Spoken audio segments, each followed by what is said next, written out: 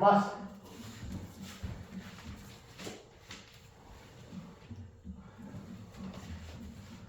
Push.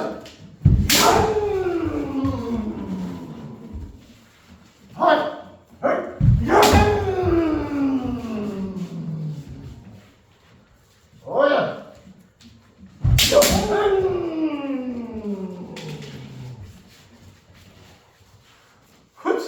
Oh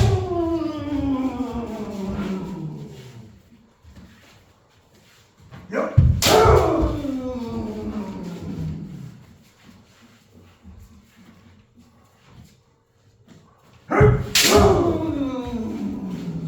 That was good. That was much better than before. Straighten your back. Straight up. Then go. Yeah. Yes, that's good. Straighten your Your best defense against men actually is to hit men at the same time. Right. Because the motion of your sword going up like that protects your head. Yeah. Yeah, it's very, very hard. You know, if I'm just going straight man, you're going straight with it, we're almost certainly going to miss each other. But it's opening your jaw up too, so. Do is very, the thing with do is that do, like this right here, 3/4 of the way through my swing, my men is very, very open. Yeah. Okay. So I never lead with a do attack. I never go seme do.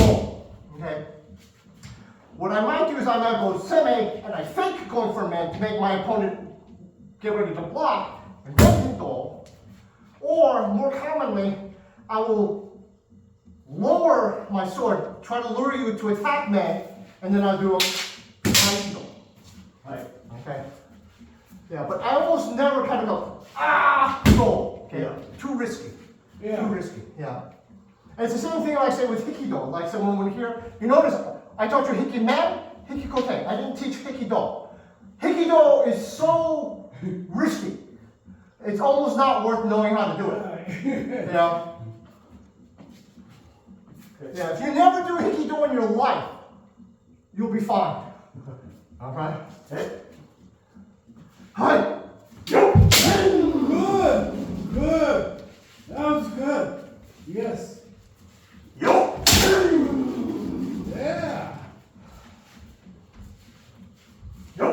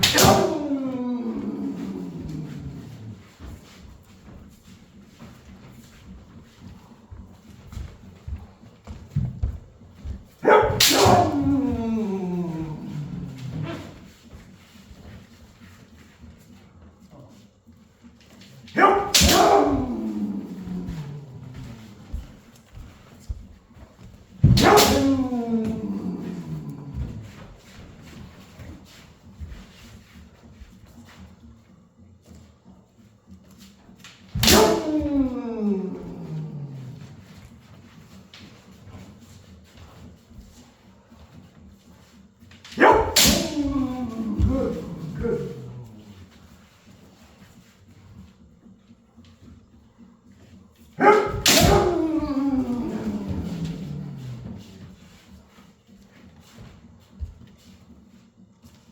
What?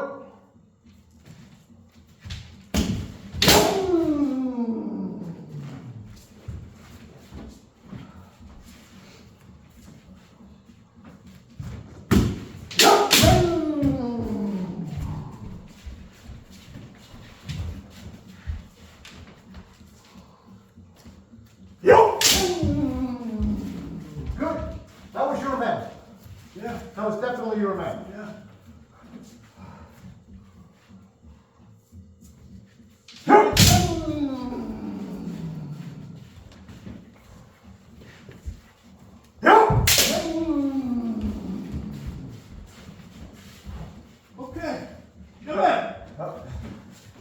But definitely, when you try to hit the man, the best.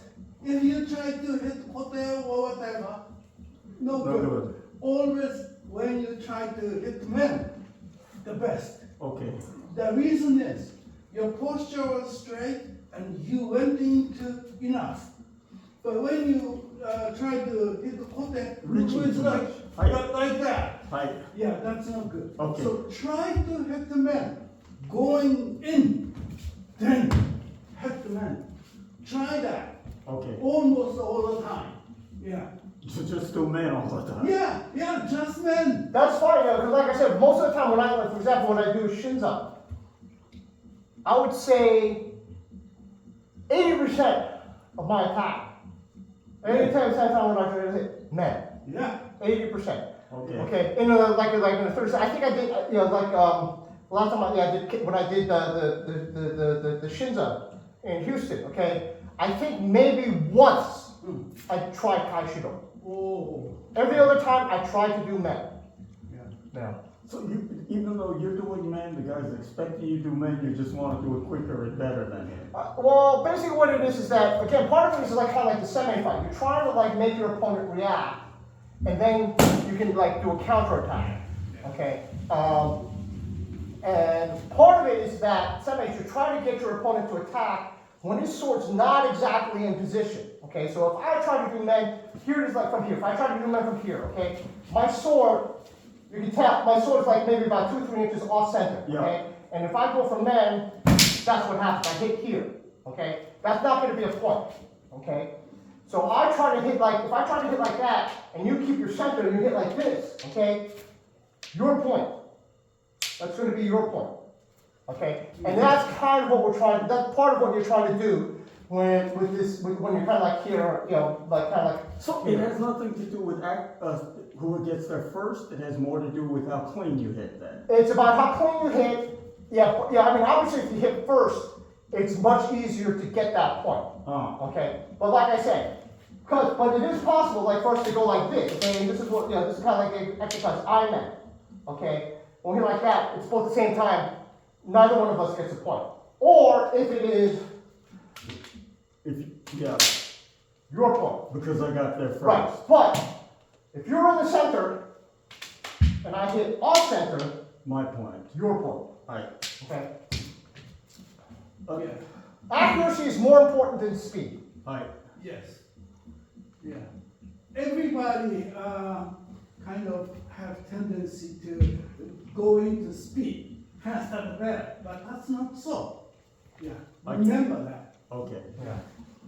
Yeah, because like I said, like, you know, nobody is, you know, I've actually seen like these things, for example, like these young 20-year-olds who are like, say, first, second dan, and they go up against a Hachidan, and as far as I know, there's no Hachidan out there who's less than 50 years old. Yeah. Okay. If not 60 or 70. So basically these Hachidan who are 50, 60, 70 years old are still clearly hitting their opponents better, cleaner, and in fact sooner than these young than the young beginners. Okay, they're not faster. Okay, because it's, you know, that's, you know, the physiology is irreversible. You cannot, you know, a 50-year, there's no way a 50-year-old has faster reflexes than a 20-year-old. No. Okay, but the advantage is that the 50-year-old Hachidan has is, one, he's more accurate. Okay, he's less likely to hit like that. He's going, and on top of that, if he thinks he's going to hit, he's not even going to try. He's going to wait until he's in the right position, and then hit right in the center.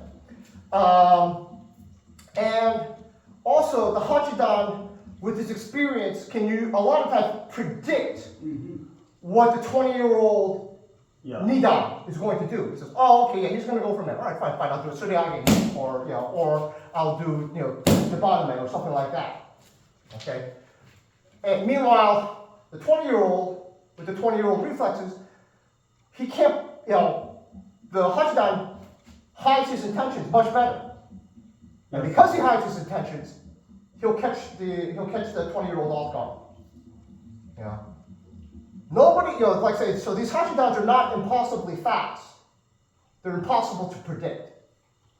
And that's actually what makes somebody Yeah, very, very dangerous opponent. So are there blocks involved? I notice you guys aren't blocking each other. You're Yeah, just- we don't, well, let me say, we don't block for the sake of blocking. So in other words, anybody above like third dan is almost certainly, will rarely go like this. Yeah. Okay? What they might do is that, okay? That is kind of like the ideal. It's like, Incorporated oh, okay, in fine, I'll use my backswing to open you up and hit you back. Okay? But we're never, and we're not gonna go, like, we're not gonna protect ourselves like this. Okay? Yeah. This is one thing I always tell all my, I tell my students, like, don't block like this. Don't block like this, okay? You're blocking here, you're protecting your head, you're protecting your shoulders, you're protecting your side, like this.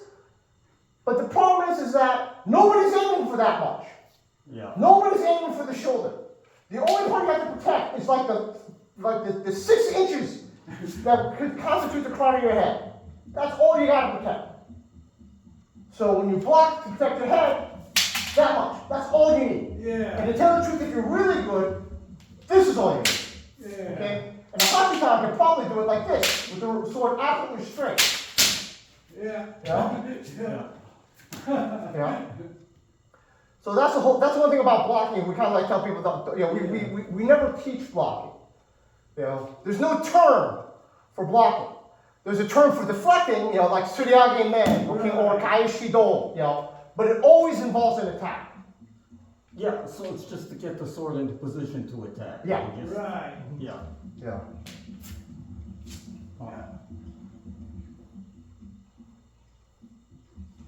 So if you feel a guy coming and you don't think you're fast, you can back away or you should just... You can, but you have to be very careful of that, because what happens is that I can always move forward faster than you can move backwards. I see. So yeah. I will eventually get into range Yeah. and catch up. Yeah. Okay, that's it. To tell the truth, the best time to move backwards is after I start my attack. So from here, if I go over and I attack and you step back, well, I'm going to make it. I can't go ahead more.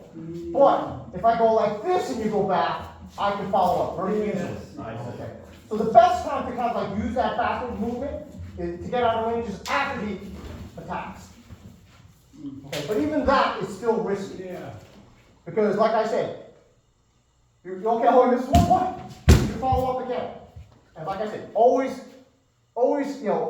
faster to move forward than to move backwards. And also in sparring, it seems like you're never going to Okimen, very seldom. I rarely go to Okimen. Now, sometimes I will go to, like about this far, but that's just habit. I try to keep my men as small as possible. Yeah. So when we're doing this exercise with the Oki, all the strikes with the Oki, it's just to get the angles correct? It's part of this to get the angles correct, but there is actually also an advantage. So, for example, Endo Sensei actually uses Okimen a lot. He uses it a lot more than I do. Okay? Yeah. But there is actually one thing that's kind of like an advantage with Okimen is that, he does Okimen. I'm gonna, so we both kind of go, like he goes for Okimen and I try to counterattack. See? He can knock my sword out of the way. Okay? If I don't time it right. Now I have actually learned to time it a little bit better so that now I don't start my swing during his backswing. Okay? I have to wait until this swing is already coming down before I start my swing. But for many years, he would nail me every time. He would go Okimen. As soon as he goes Okimen, I would go like this, and he would nail me. Because as my sword is coming up, his sword is coming down, knocking my sword out of the way, and he'll nail me. So Oki is absolutely viable. It's an absolute option. And there's actually a lot of waza that they call nuki waza, where if you go for the kote, all you gotta do is Okimen, and that works. That works very, very well. So you can absolutely use Oki if you know how to. Okay. The only one who I actually don't know anybody who uses Oki waza as effectively as Endo Sensei. Is it baiting also? Because you're, I You know can what you're absolutely gonna use do. it to bait. Because a lot of times, like say, for example, especially if you're going up against beginner, and I say, okay, fine, I want to go for do. All right, if I'm going to go a big thing, so he's going to try to like block or move like that, and go like that, and then I can go, Yeah. So a lot of times if you're trying to fake your opponent to do something, you might be a little bit more obvious. You might be kind of like a slightly big one. So instead of doing like a small man, instead of doing kind of like a small man, you know, to make him, to fake him, I'll use a slightly bigger man to fake him out. You know, but that only works up to a certain level. Okay? Yeah. And maybe if they've seen it once, that's it. Right, yeah. The best way actually to do it is to basically kind of like do it, start your move to see what their reaction is. Okay? You know, if they react the way you expect, then you do whatever water you're planning on doing. You know. So I should just stick to men? Yeah, all the time. yeah. Men. You cannot go along just doing men. Okay. Yeah. I'm thinking I gotta mix it up, just so you don't know. Okay. Those 3 men's. Yeah. One. If you go back and if you look at the, if you look at the video, if you're watching, I don't know that I did anything other than men against you. Okay. Yeah. You know, and like I said, when I was sparring with Endo Sensei, I would say at least 85% of the time when I was going, I was just doing men. Yeah. Okay.